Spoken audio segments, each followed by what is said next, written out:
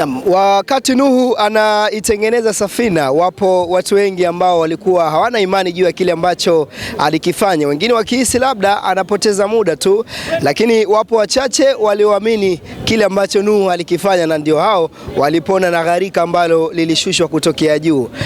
Hii haihusiani na wale wote walioikatia tamaa Simba Sports Club, wala story hii haihusiani na mchezo wa Simba dhidi ya Esperance, lakini unatoa funzo tu ya kutokata tamaa katika jambo lolote, wala kutomkatia tamaa binadamu ama mnyama yoyote ile ambayo wewe unamfahamu.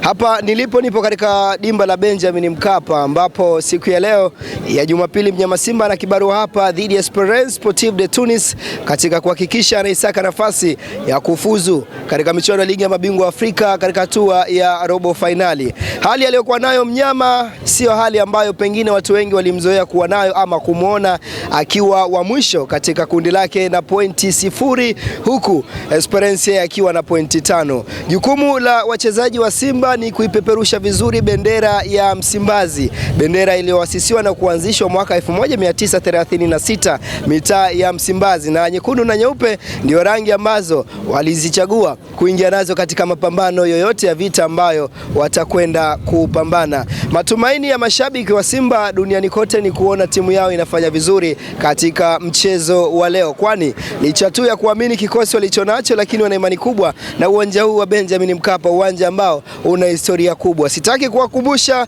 yaliyomtokea Jwaneng Galaxy wala AS Vita, bila shaka nyinyi mtakuwa mashahidi mnyama Simba anapokuwa akilitaka jambo lake katika dimba hili. Tayari mashabiki wa Simba wameshaanza kujitokeza hapa katika uwanja huu katika kuanikiza tu kuelekea katika mchezo huu ambao utapigwa majira ya saa 10 za jioni. Steven Becker akiwa na vijana wake na akiwa na watumainia pengine leo kumtoa kimasomaso kama sio kumfanya awe shujaa. Hapa namzungumzia Elim Panzu Kibisi Awala, namzungumzia Morris Abraham, lakini pia bila kusahau wachezaji ambao waliingia katika dirisha dogo, wanamuita winga machachari na tishio huenda akawa hivyo kwa sasa Afrika. Libase Gueye ni mchezaji ambaye wana Simba wana matumaini naye makubwa, kama ilivyokuwa kwa mashabiki wa Al Nassr walivyokuwa na matumaini kwa Cristiano Ronaldo, Manchester United walivyokuwa na matumaini kwa Bryan Mbeumo, Matheus Cunha na wachezaji wengine.